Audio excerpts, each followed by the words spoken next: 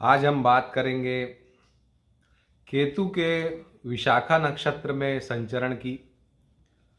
और ये बहुत ही महत्वपूर्ण संचरण इसलिए है क्योंकि पहली बात तो 8 तारीख से ये प्रारंभ हो गया है और 18 अक्टूबर तक इसका प्रभाव रहने वाला है। 18 अक्टूबर तक केतु विशाखा नक्षत्र में रहेंगे,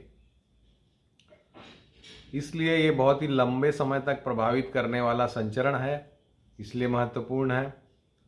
दूसरी बात, केतु राहु की ही तरह कलयुग में सबसे ज़्यादा प्रभावी 2 ग्रहों में से एक है और वो जब भी अपनी स्थिति बदलते हैं तो बहुत बड़े बड़े परिवर्तन लेके आते हैं और विश्व को, दुनिया को, हम सभी को प्रभावित करते हैं। तो आज हम बात करेंगे सारी दुनिया पे, देश पे और आप सभी पे, सभी 12 राशियों पे क्या प्रभाव पड़ेगा केतु के विशाखा नक्षत्र में संचरण का। अंत तक इस वीडियो से जुड़े रहिए। बहुत ही महत्वपूर्ण वीडियो, आपके आने वाले लगभग 8 महीनों का लेखा जोखा इसमें आपको मिलेगा।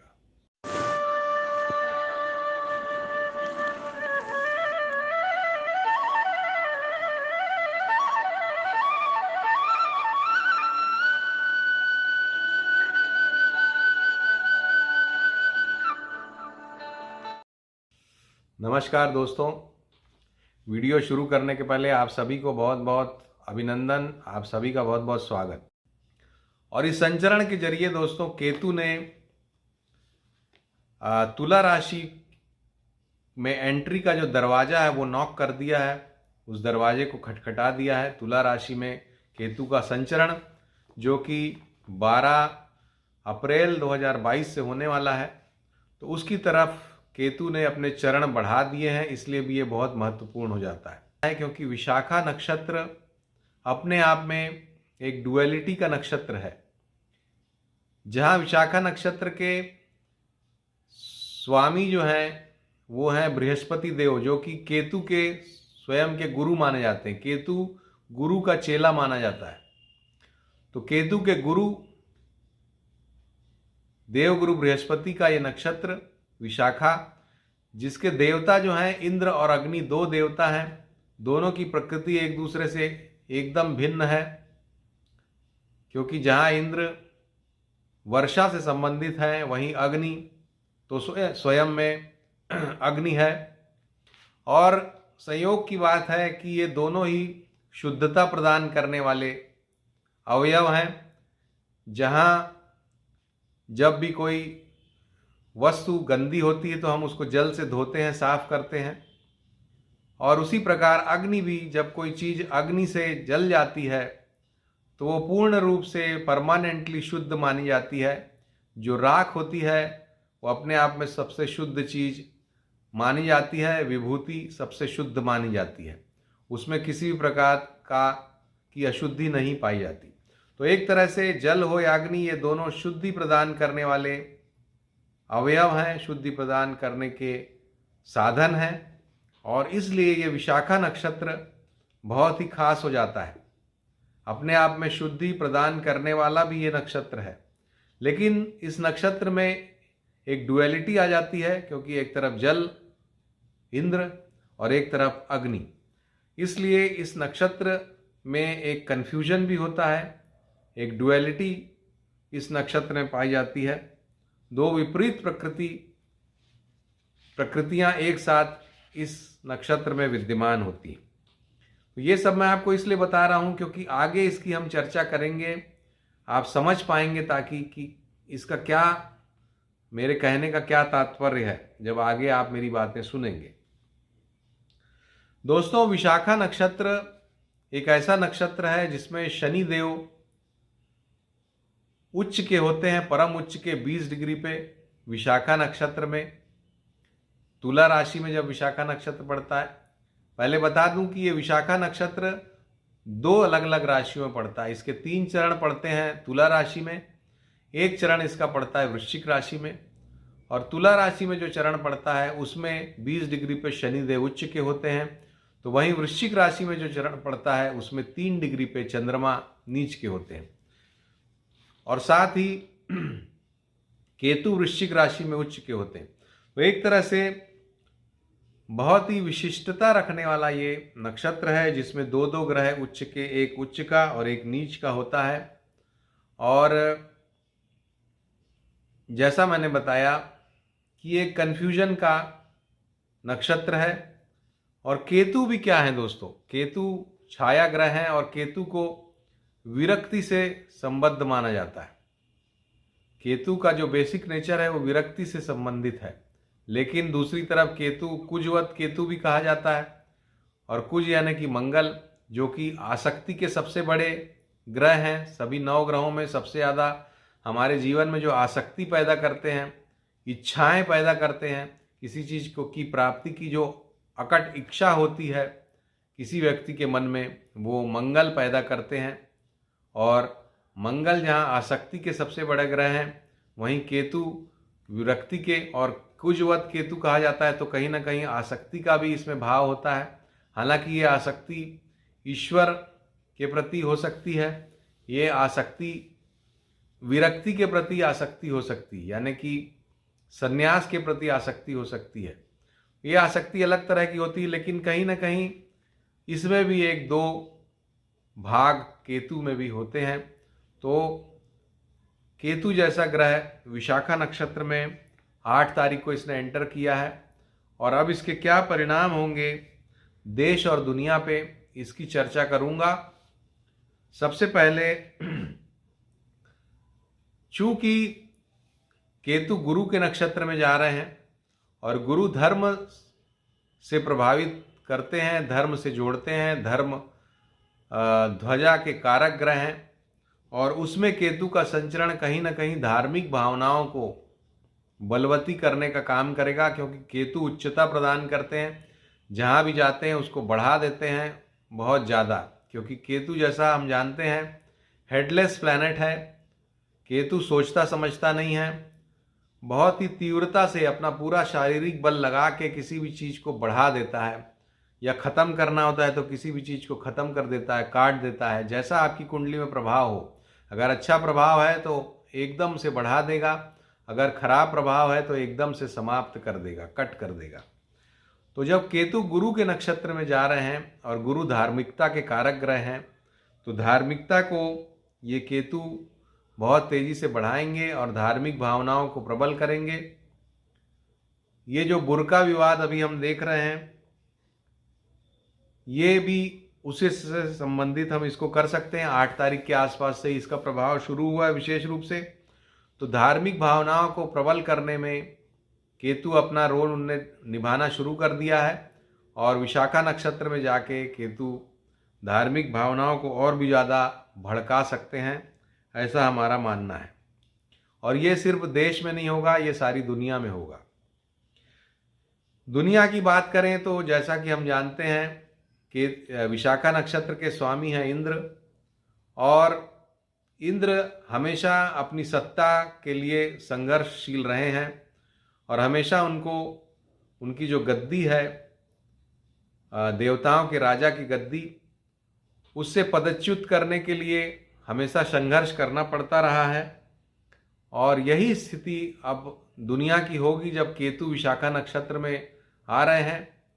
दुनिया में अपनी सत्ता बनाने का सबसे बड़ा देश, सबसे ताकतवर देश मैं हूँ, ये जो फीलिंग है ये बहुत ज़्यादा बढ़ेगी। और जो अभी वर्तमान में सबसे प्रमुख देश हैं दुनिया के, यानी कि सबसे पहले अमेरिका, फिर रूस, फिर चीन, कहीं ना कहीं इनके बीच संघर्ष की स्थिति हमको इस केतु के विशाखा नक्षत्र में संचरण से दिखाई देने वाली है, ऐसा मेरा मानना है। इसके अलावा एक चूंकि कन्फ्यूजन और डुअलिटी के वाला नक्षत्र है विशाखा, तो देश और दुनिया में एक तरह का कन्फ्यूजन हमको देखने को मिलेगा। और साथ ही विशाखा नक्षत्र जो है वो धन से भी संबंधित है। विशाखा नक्षत्र धन प्रदायक नक्षत्र माना जाता है, और इसलिए धन के मामले में बहुत बड़े कन्फ्यूजन्स, शेयर मार्केट में बहुत बड़े कन्फ्यूजन्स हमको, या व्यापार में बड़े बड़े कन्फ्यूजन हमको इस 18 अक्टूबर तक के समय में दिखाई देंगे। एक तरह का कन्फ्यूजन पसरा रहेगा, व्यापार जगत हो, शेयर मार्केट हो, या दुनिया हो, देश हो, कहीं पर भी। तो ये केतु विशाखा नक्षत्र में जाके करेंगे, कन्फ्यूजन को बढ़ाएंगे, धार्मिक भावनाओं को बढ़ाएंगे, और देशों के बीच सत्ता या सत्ता हड़पने का संघर्ष, जैसा कि इंद्र को लड़ना पड़ता है, उसी तरह से कुछ देशों को अपना स्थान बचाने का संघर्ष करना पड़ेगा।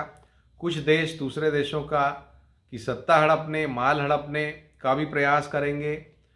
देश में भी कुछ लोग दूसरे का माल हड़पने का प्रयास करेंगे, सत्ता हड़पने का प्रयास करेंगे। इस तरह की परिस्थितियां 18 अक्टूबर तक हमको देखने को मिलेंगी। और कुल मिला के ये जो समय रहेगा, ये अच्छा समय नहीं रहेगा। इस समय नैतिक रूप से काफ़ी लो लेवल पे चीज़ें जाती हुई हमें दिखाई देंगी, क्योंकि इंद्र जो थे उनको नैतिक रूप से बहुत ही अच्छा कभी नहीं माना गया। चारित्रिक रूप से भी उनको एक कमज़ोर उनकी प्रकृति रही, जैसा कि हम जानते हैं। और इसी तरह की कुछ कमोबेश परिस्थितियां विश्व में, दुनिया में, देश में हमको देखने को मिलेंगी इस समय पर। अब दोस्तों, दूसरा भाग इस वीडियो का, जिसमें आप सभी की राशियों पे हम चर्चा करेंगे, क्योंकि जब इतना बड़ा संचरण हो रहा है तो निश्चित रूप से हमको, आपको निश्चित रूप से प्रभावित करेगा, और इसने करना शुरू भी कर दिया होगा। जब आप अपना राशिफल सुनेंगे तो आप समझ जाएंगे कि शायद इसने आपके जीवन में परिवर्तन शुरू कर दिया है। और जैसा मैंने शुरू में बताया कि केतु ने तुला राशि का जो दरवाज़ा है वो खटखटा दिया है, तो इसका मतलब ये नहीं है कि तुला राशि ही इससे प्रभावित होगी। तुला राशि हर व्यक्ति की कुंडली में कहीं ना कहीं पर पड़ती है, और गुरु हर व्यक्ति की कुंडली में, चूंकि ये गुरु के नक्षत्र में जा रहे हैं, तो गुरु हर व्यक्ति की कुंडली में कहीं ना कहीं 2 भावों के स्वामी बनते हैं। इसलिए हम सभी 12 राशियों को ये जो संचरण है प्रभावित करेगा। तो सबसे पहले शुरू करेंगे राशि चक्र की पहली राशि मेष राशि से।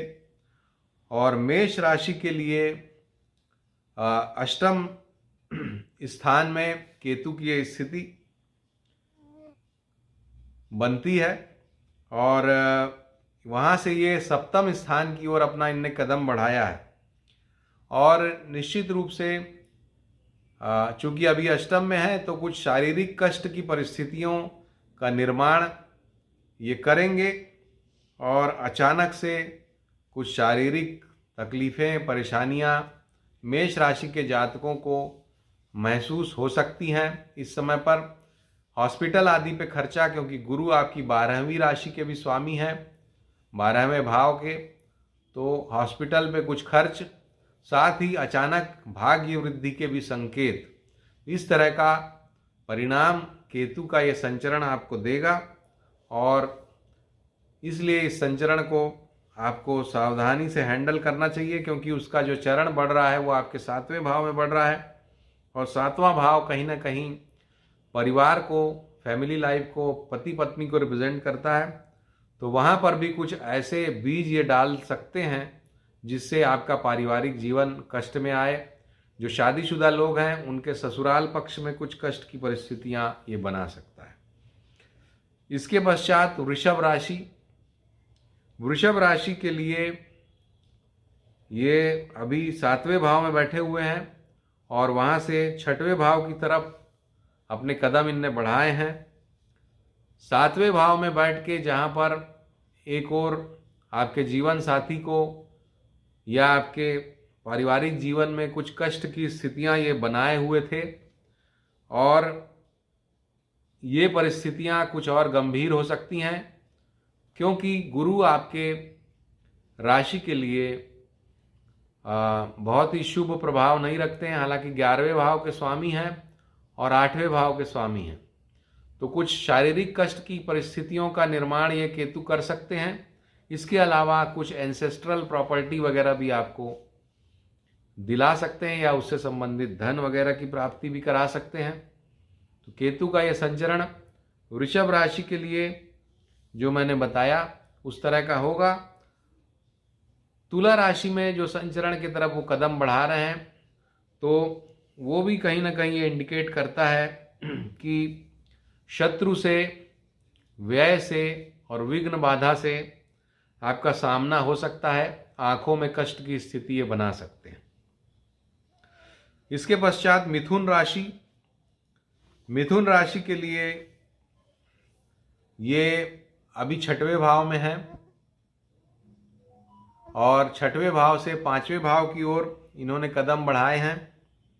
6वें भाव में जैसा कि आप अभी ऋण रोग और शत्रु से का सामना कर रहे होंगे मिथुन राशि वाले, अब आने वाले समय में चूंकि गुरु आपकी राशि के सापेक्ष 7वें और 9वें स्थान के स्वामी बनते हैं, तो कहीं ना कहीं पारिवारिक मामलों में आपको सावधानी, और साथ ही नौकरी यदि आप करते हैं तो विशेष रूप से आपको सावधानी रखनी चाहिए। केतु वहाँ पर कुछ समस्या अचानक उत्पन्न कर सकते हैं या आपके बॉस के लिए समस्या कर सकते हैं। जो व्यापार भी करते हैं उनके व्यापार में कुछ अचानक समस्या ला सकते हैं। ये अक्टूबर तक का समय आपको इन मामलों में सतर्क रहने का है, विशेष करके अप्रैल तक का।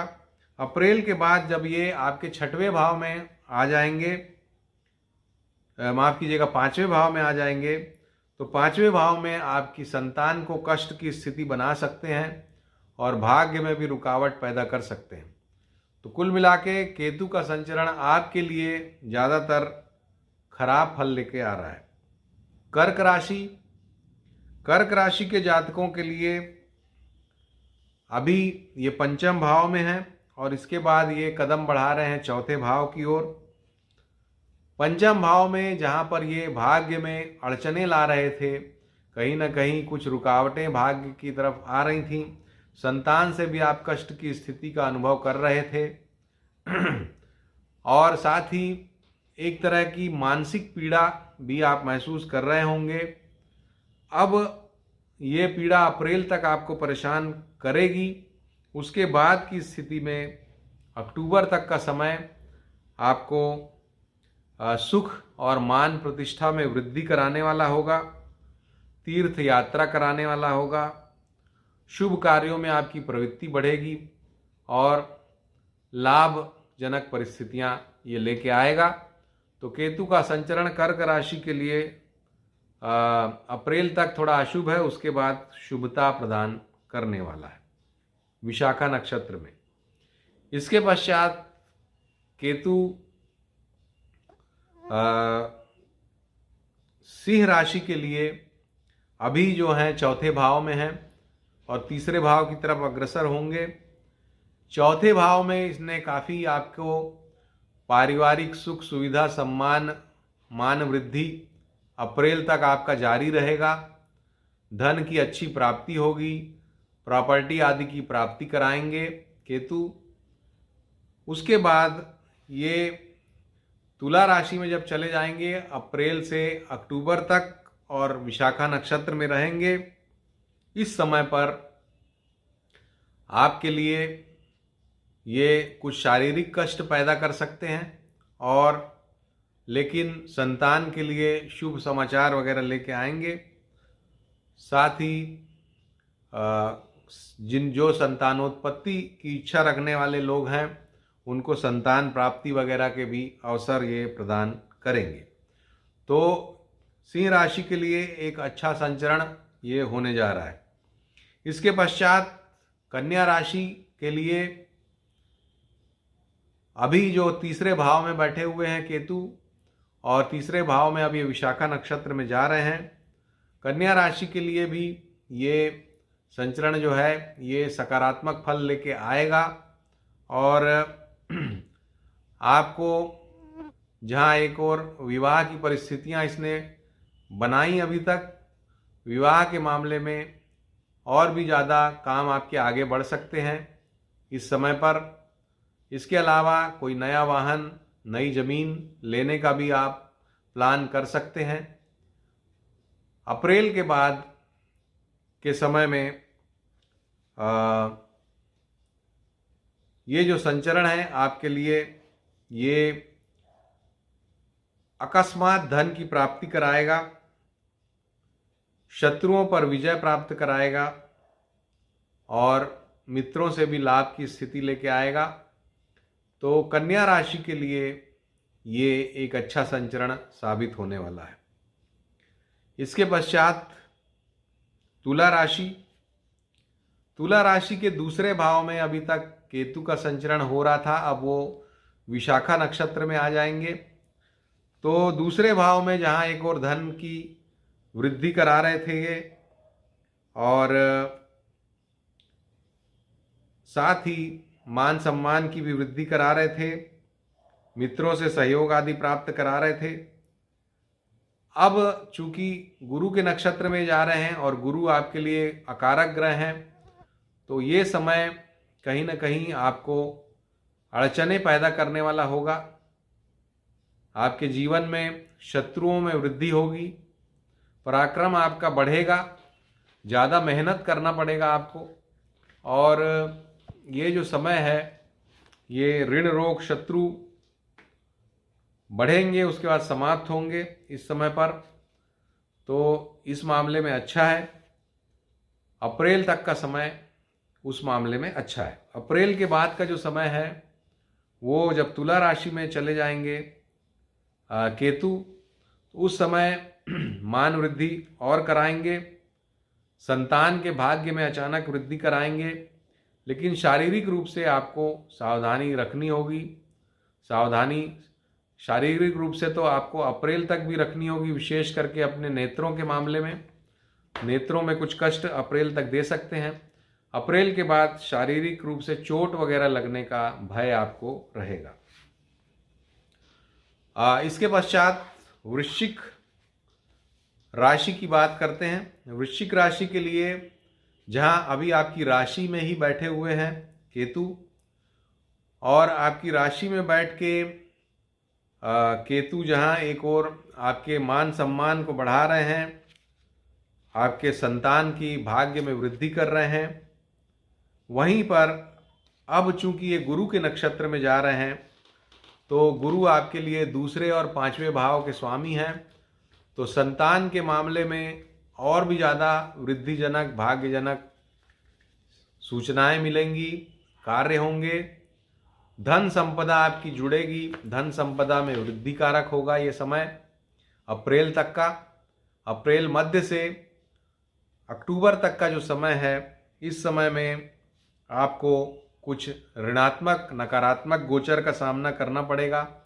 खर्चा आपका बहुत ज़्यादा बढ़ जाएगा, नेत्रों में कष्ट आपका बढ़ जाएगा और सुखों का नाश होगा, यानी कि सुखों में काफ़ी कमी आ जाएगी, अल्पता आ जाएगी। मातृभूमि से आपको दूर जाना पड़ सकता है, यानी जो नौकरी पेशा लोग हैं उनका ट्रांसफ़र होगा, या व्यापार में आपको स्थिति बदलनी पड़ सकती है, स्थान परिवर्तन करना पड़ सकता है, और मन में अशांति कारक स्थितियां पैदा करेगा। तो ये चूंकि कदम बढ़ा दिए हैं केतु ने, इसलिए अभी से इन मामलों में सावधानी रखने की आवश्यकता वृश्चिक राशि को है। इसके पश्चात धनु राशि के लिए अभी 12वें भाव में केतु का गोचर कहीं न कहीं कष्टप्रद स्थितियों का निर्माण कर रहा है। हॉस्पिटलाइजेशन आदि में खर्च, हालांकि जो विदेश से व्यापार करते हैं उनको सकारात्मक फल मिल रहा होगा, लेकिन कुल मिला के केतु का गोचर अभी अच्छा नहीं है। अभी जब अप्रैल तक के समय के लिए आपको बताऊं, तो गुरु के नक्षत्र में जब ये जा रहे हैं और गुरु आपकी राशि के स्वामी हैं, तो कहीं ना कहीं आपको एक आत्मविश्वास में वृद्धि, अचानक आपके बिगड़े काम ऐसा लगेगा कि बनने शुरू हो रहे हैं। धन प्राप्ति के जो मार्ग में बाधाएं थी वो धीरे धीरे दूर होना शुरू हो जाएंगी और अकस्मात सरलता से धन प्राप्ति के अवसर बनने लग जाएंगे, जो कि अप्रैल से आपको मिलना भी शुरू हो जाएगा। क्योंकि 11वें भाव में केतु का प्रभाव शुरू हो जाएगा। मित्रों से, और अगर शेयर में आप इन्वेस्ट करते हैं तो शेयर से सट्टा वगैरह तो खेलना नहीं चाहिए, इसलिए उसके बारे में नहीं कहूँगा। शेयर के मामले में, शेयर बाजार में आप इन्वेस्ट करते हैं तो आपको लाभ होगा, मित्रों से लाभ होगा, हर तरफ से लाभ ही लाभ की परिस्थितियां बनेंगी। तो आपके लिए अब ये अच्छा समय केतु लेके आ रहे हैं। वृश्चिक के लिए नकारात्मक समय लेके आ रहे हैं। लास्ट में मैं समराइज कर दूंगा।